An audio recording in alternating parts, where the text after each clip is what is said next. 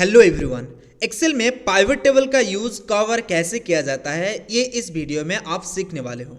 अगर आप इंटरेस्टेड हो तो इस वीडियो को एंड तक देखना, आपका बहुत काम आएगा। तो चलिए शुरू करते हैं।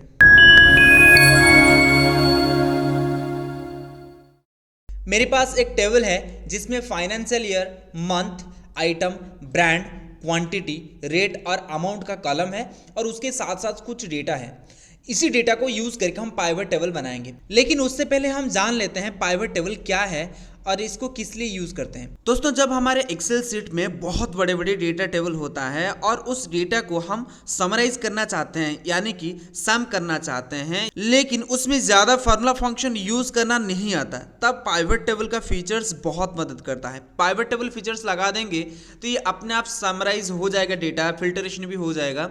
पहले ये जो सेल है यहाँ पे क्लिक कीजिए, स्टार्टिंग में फाइनेंशियल ईयर जहाँ पे लिखा हुआ है, कंट्रोल के साथ डाउन एरो को प्रेस कीजिए। ध्यान दीजिएगा, कंट्रोल के साथ डाउन एरो को प्रेस कीजिए, ये लास्ट में आ जाएगा। यहाँ तक मतलब 49 तक डेटा है। इतने बड़े डेटा को सिलेक्ट करने से अच्छा है आपको और एक काम करना है, किसी भी एक सेल को सिलेक्ट कीजिए। अगर आप सिलेक्ट करना चाहते हैं तो कर सकते हैं, जैसे यहाँ पे क्लिक कीजिए, कंट्रोल शिफ्ट और डाउन एरो लगा के लास्ट तक सिलेक्ट हो गया, और फिर से कंट्रोल शिफ्ट और लेफ्ट एरो लगा के राइट एरो लगा के आप पूरी की पूरी टेबल को ऐसे सिलेक्ट कर सकते हैं। अगर इतने बड़े टेबल को आपको सिलेक्ट करना नहीं आता इस तरीके से, तो एक काम कीजिए, टेबल में किसी भी सेल में क्लिक कर दीजिए जहां पे डेटा है। यहां पे क्लिक करेंगे तो डेटा नहीं है, यहां पे डेटा है। इस टेबल में किसी भी सेल के ऊपर क्लिक कीजिए और आपको जाना है ये इंसर्ट वाले ऑप्शन के ऊपर। ध्यान दीजिएगा, इंसर्ट वाले ऑप्शन के ऊपर, और यहाँ पे आपको टेबल्स में एक टेबल का टूल्स दिखेगा और पाइवट टेबल का टूल्स दिखेगा। अब आपको ये पाइवट टेबल ऑप्शन जो है इसके ऊपर क्लिक करना है। यहाँ पे आपको दो ऑप्शन दिखाई देगा, एक पाइवट टेबल है और ये पाइवट चार्ट है। पहले हम टेबल इंसर्ट कर लेते हैं, उसके बाद हम चार्ट इंसर्ट करेंगे। पहले जो पाइवट टेबल है उसके ऊपर क्लिक करेंगे। जैसे ही क्लिक करेंगे देखिए टेबल रेंज जो है वो ऑटोमेटिक सिलेक्ट हो गया है। इसी तरीके से अगर आप चाहते हैं ये सिलेक्ट सही से नहीं हुआ, इसको हटा के आप दोबारा से ऐसे सिलेक्ट कर सकते हैं, लेकिन इस गलत नहीं होता है, इसमें सिलेक्ट हो जाता है। ये तो सिलेक्ट हो गया। अब आपको ये न्यू वर्कशीट के ऊपर क्लिक करना है। यहाँ पे एग्जिस्टिंग वर्कशीट के ऊपर क्लिक करेंगे, लोकेशन आप इसी सीट में दे देंगे तो इसी सीट में पाइवट टेबल चार्ट इंसर्ट हो जाएगा, टूल्स इंसर्ट हो जाएगा, लेकिन सीट भर जाएगा। इसलिए आपको न्यू वर्कशीट लेना है, ओके बटन के ऊपर क्लिक करना है। जैसे ही ओके बटन के ऊपर क्लिक करेंगे देखिए शीट नंबर 4 में पाइवट टेबल आ चुका है। ये देखिए, to build a report choose field from the pivot table field list. यहाँ पे एक फील्ड लिस्ट आ गया है और ये जो पाइवट टेबल फील्ड लिस्ट में फीचर्स जितने सारे ऑप्शन है, सारे ऑप्शन हेडिंग में जितने सारे ऑप्शन है आपको दिखाई दे रहा है। नीचे आपको 4 बॉक्स दिखाई दे रहा है जो है रिपोर्ट फिल्टर, कॉलम लेवल्स, रो लेवल्स और वैल्यूज।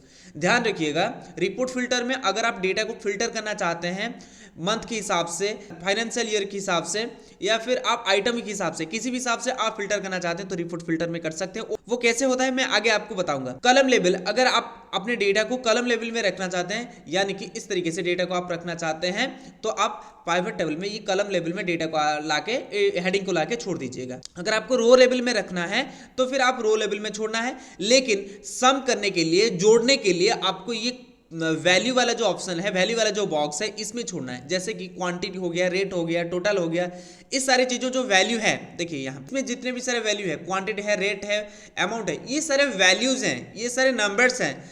ये वैल्यू को आपको छोड़ना है। ये वैल्यू जितने भी सारे वैल्यू हैं, ये सारे वैल्यू को आपको ये वैल्यूज में छोड़ना है, क्योंकि ये सारे वैल्यूज है। लेकिन ये जो फाइनेंशियल ईयर है, मंथ है, आइटम है, ब्रांड है, ये जितने सारे हैं आपको इसमें छोड़ना है। किसमें? रिपोर्ट फिल्टर में छोड़ सकते हैं, कॉलम लेवल में छोड़ सकते हैं, या फिर रो लेवल में छोड़ सकते हैं। मैं आपको करके दिखाता हूँ।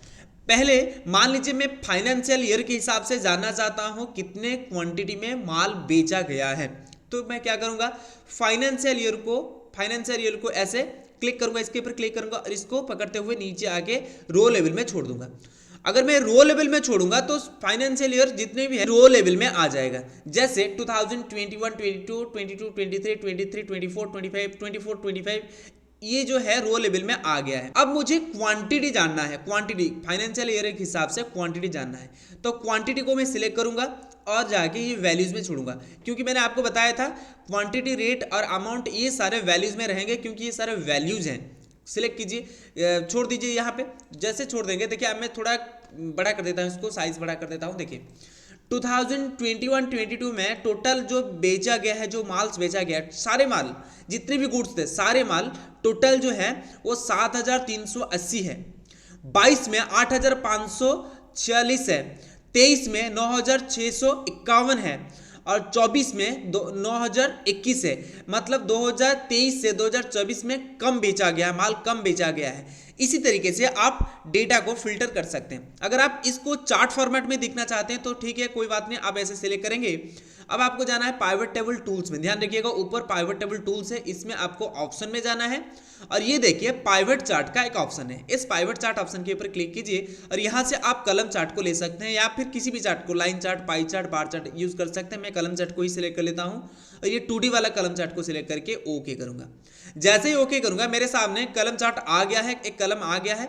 मुझे यहाँ पे पता चलता है 2021-22 में कितने माल बेचा गया है, सॉरी 22, 23, 24 में कितना, 24, 25 में कितना, ये सारे मुझे यहाँ से पता चलता है। अगर आप इसको थोड़ा प्रोफेशनल बनाना चाहते हैं तो ये जो ग्रिड लाइन है, जो छोटे छोटे ग्रिड लाइन है, इसके ऊपर किसी एक के ऊपर क्लिक कीजिए और डिलीट बटन के ऊपर क्लिक कीजिए, हट जाएगा। और इसके ऊपर राइट क्लिक कर सकते हैं और ये देखिए ऐड डेटा लेवल करके एक ऑप्शन है, इस ऑप्शन के ऊपर क्लिक कीजिए। जैसे ही क्लिक करेंगे ना आपको नंबर भी शो होगा कितने कितने गुड्स बेचा गया है। इसी तरीके से आप डेटा को फिल्टर कर सकते हैं या फिर इस तरीके से चार्ट भी बना सकते हैं, पाइवट चार्ट। अगर आप चाहते हैं मुझे फाइनेंशियल ईयर के हिसाब से नहीं, मंथ के हिसाब से डेटा चाहिए, तो आप फाइनेंशियल ईयर को छोड़ दीजिए और यहाँ से मंथ को उठा के आप रो लेवल में रख सकते हैं। अगर आप चाहते हैं मैं रो लेवल में नहीं रखना चाहता, कलम लेवल में रखना चाहता हूं, तो आप कलम मंथ को उठा के ये कलम लेवल में रख दीजिए, तो आपका डेटा कुछ इस तरीके से शो होगा, कलम लेवल में आ जाएगा।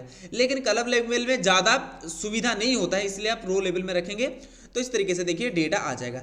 जनवरी, फरवरी, मार्च, अप्रैल में, इस जनवरी में टोटल 3088 बेचा गया है, फरवरी में 2119 बेचा गया है। उसी तरीके से हर एक मंथ में गुड्स बेचा गया है। इसी तरीके से लास्ट में ग्रैंड टोटल, ये आपको सम करना नहीं पड़ा, ये अपने आप 34,598 है टोटल बेचा गया, जो जितने 4 फाइनेंशियल ईयर में और इतने इतने मंथ में। इसी तरीके से आप डेटा को फिल्टरेशन कर सकते हैं। अगर आप चाहते हैं मैं आइटम हिसाब से देखूं तो आइटम को उठा के आप रो लेवल में छोड़ सकते हैं। जितने भी आइटम है सारे आइटम जो है, सारे आइटम का टोटल निकल कर आ जाएगा।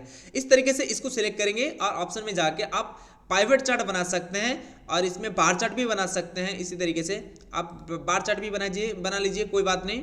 मैं बार चार्ट की सिलेक्ट कर लेता हूँ, ओके कर लेता हूँ। देखिए बार चार्ट में आ गया। ये ग्रिड लाइन को आप हटा भी सकते हैं, इस तरीके से सिलेक्ट करके किसी एक को सिलेक्ट करके टोटल को भी आप हटा सकते हैं। देखिए ये जो SSD है, माउस है, मॉनिटर है, कीबोर्ड है, हार्ड डिस्क है और कैबिनेट है, ये जितने भी सारे आइटम है, सारे आइटम में कीबोर्ड ज़्यादा बेचा गया है। कितने क्वांटिटी में बेचा गया है ये आपको मालूम नहीं है। राइट क्लिक कीजिए किसी एक कलम के ऊपर, एक बार के ऊपर और ऐड डाटा लेवल्स, ये ऑप्शन वाले, ये वाले जो ऑप्शन है इसके ऊपर क्लिक कर देंगे तो पता चलेगा आपको जो कौन सा आइटम कितना बेचा गया है। सबसे कम जो बेचा गया है आइटम है वो है कैबिनेट। इसी तरीके से आप आइटम नहीं रखना चाहते, ब्रांड रखना चाहते हैं, कौन से ब्रांड ज़्यादा बेचा गया है, तो ब्रांड को उठा के आप एक्सेस फील्ड मतलब रो फील्ड में छोड़ सकते हैं। इसमें आपको ब्रांड नजर आ जाएगा, जितने भी सारे ब्रांड है, सारे ब्रांड में से ज़्यादा जो ब्रांड बेचा गया है वो है HP ब्रांड। अगर आप फिर से फाइनेंशियल ईयर के हिसाब से देखना चाहते हैं तो फाइनेंशियल ईयर को छोड़ दीजिए। इसी तरीके से डेटा आपका फिल्टरेशन होता रहेगा। दोस्तों ये पाइवट टेबल का कंप्लीट वीडियो नहीं है, ये सिर्फ बेसिक है। अगर आपको पाइवट टेबल पूरा सीखना है, डिटेल में सीखना है तो मुझे कमेंट कीजिए, मैं पाइवट टेबल के लिए एक बड़ा सा वीडियो, एक प्रोफेशनल वीडियो आपके लिए बना दूंगा जो आगे चल के आपको बहुत काम आएगा। उम्मीद है दोस्तों ये वीडियो से आपने कुछ सीखा होगा। अगर इस वीडियो से कुछ सीखा है तो इस वीडियो को लाइक कीजिए, अपने दोस्तों के साथ इसको शेयर कीजिए। शेयर करने से ये चैनल ग्रो होगा और आपके लिए हम अच्छे अच्छे कंटेंट लेके आ पाएंगे, हम मोटिवेट रहेंगे। अगर अभी तक आपने हमारे चैनल को सब्सक्राइब नहीं किया है तो सब्सक्राइब करके बेल आइकन को प्रेस कीजिए।